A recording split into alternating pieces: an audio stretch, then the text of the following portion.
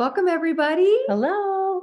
We're so excited. Oh, it's been a minute. It's been a little bit of some time, but we are here with episode 26. I know. So for all of you who've asked us if we're going to record another episode, yes, We're here. we're here. We're doing it. You know, we've had so much good stuff going on We and have. growth and development. And this podcast, this real life positivity is so important to us that we are going to be intentional moving forward. We are. And here's the thing. Our topic today, I cannot believe we have. We haven't talked about it. Crazy. Like we literally were like triple checking. Are we sure we haven't talked about Yeah. that? And so if you have listened to all the episodes, you'll hear some themes.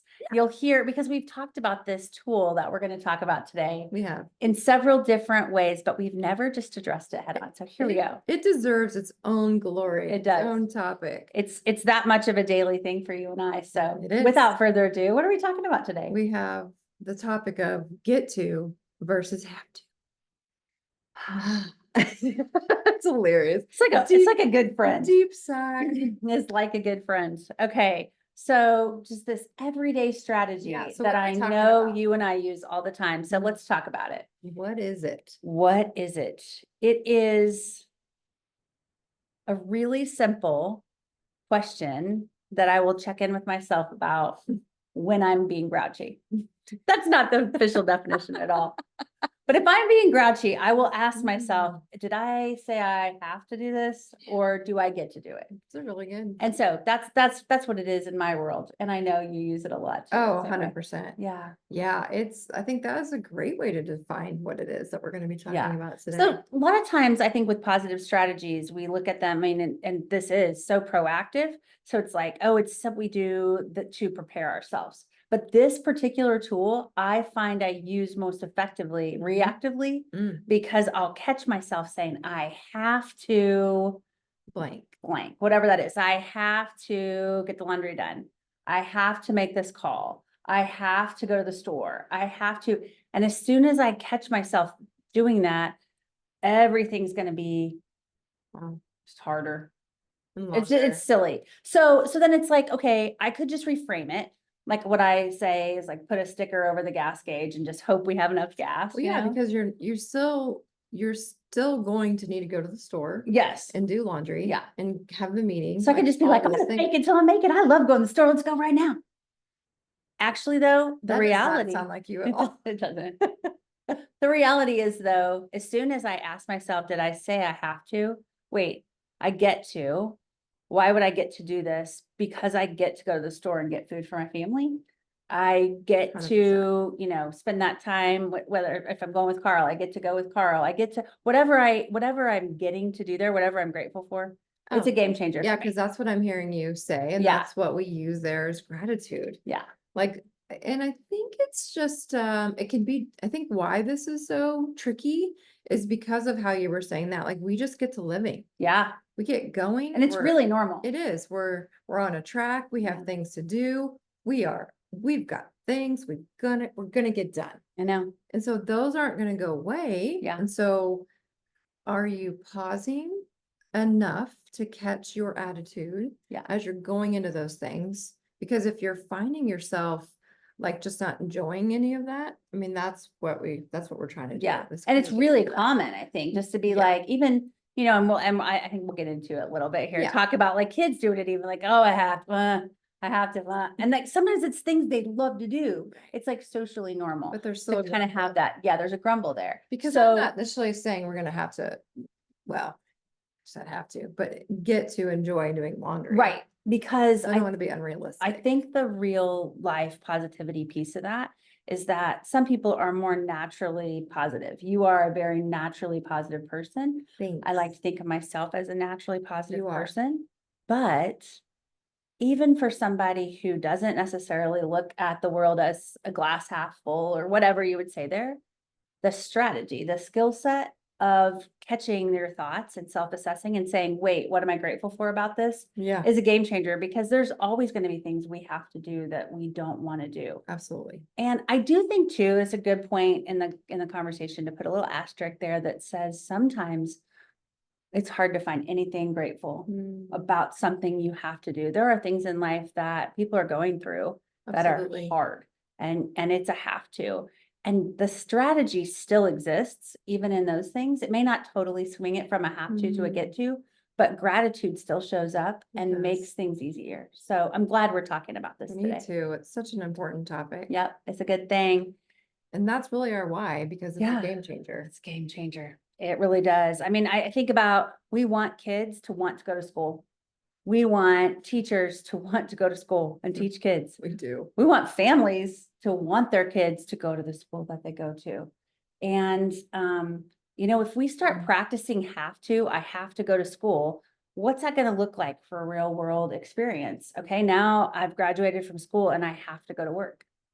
Wow. I have to do life. Yeah, because as you're practicing things, you just get used to them. Yeah. And then your cells like hold on to them, and that's becomes who you are. It's just normal. You're normalizing those Yeah. practices. So Yeah. just that simple word of a have versus a get. It's a really big deal. So I do think that there's like major cultural impact when we think about climate and culture. If you imagine an entire school that just wanted to go to school on any given Monday in February, The difference is boom, profound. like all of a sudden, everything looks a little different. I think when we have want to, it's like we know that we can do things. We look forward to them. They don't take as long, all the things. It's a vibe. It changes things. I love how it relates to like real world learning. Yeah. Just getting us ready. So that's just basically what you just said. But you look at how an education, that's what we want. We want our kids to be ready for their life and their future.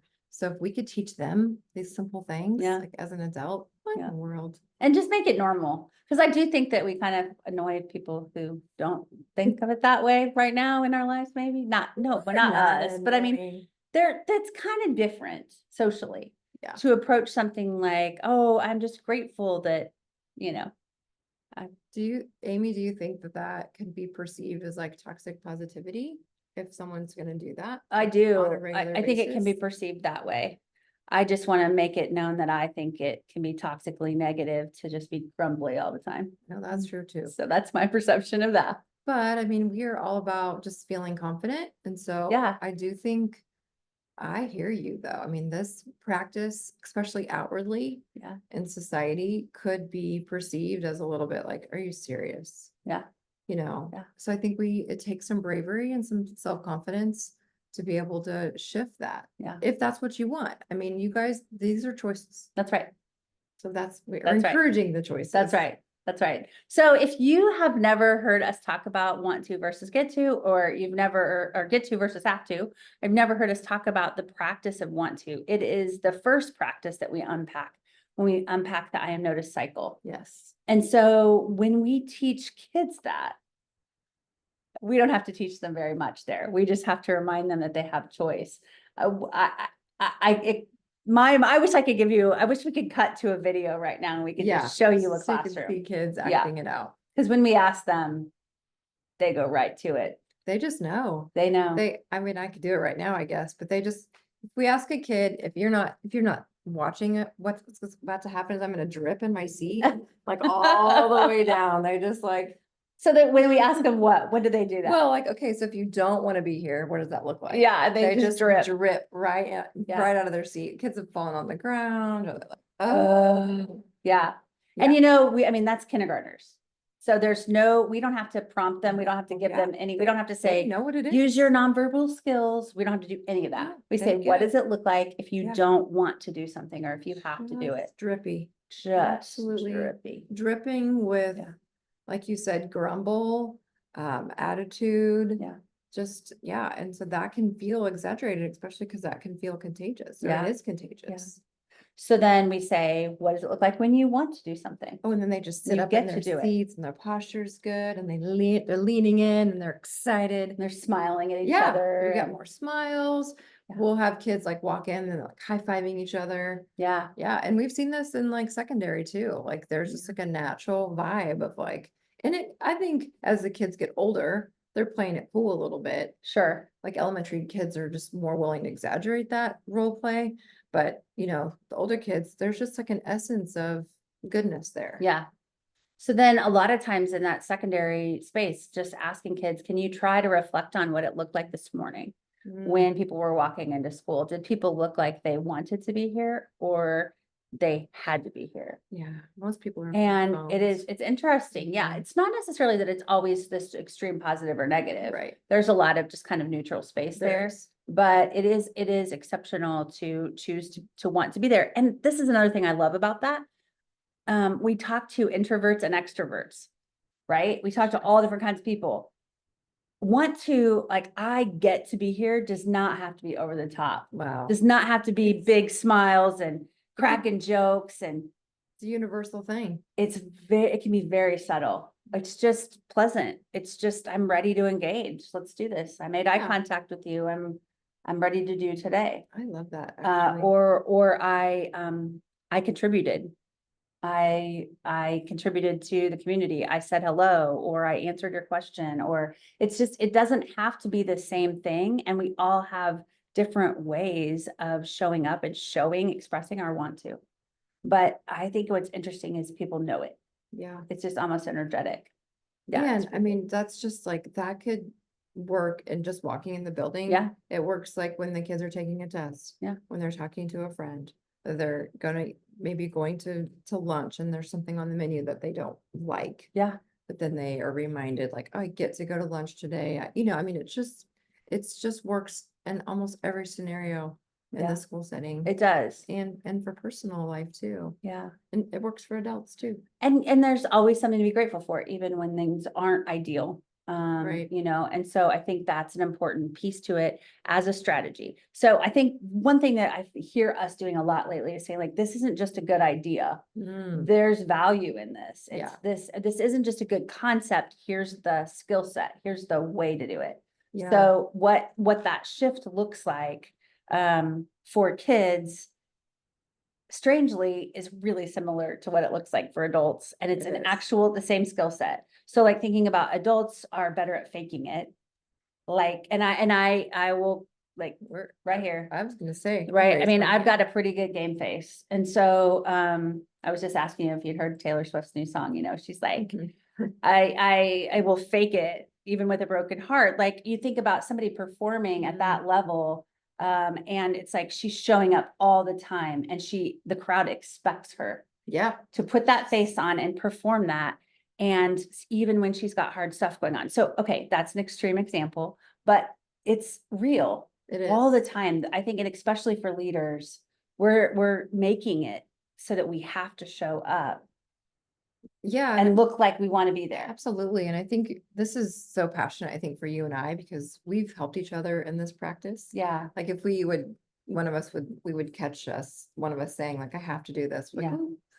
So it first became like we had to catch it and then it became a way of being. But Yeah. I will confess, just this past weekend, I'd signed up for a little Pilates class on a Saturday, which I usually really like my Pilates classes, but I just wasn't up for it. Yeah. I did not want to do it, but I paid for it and just told myself I was gonna go. But you guys, it was so hard.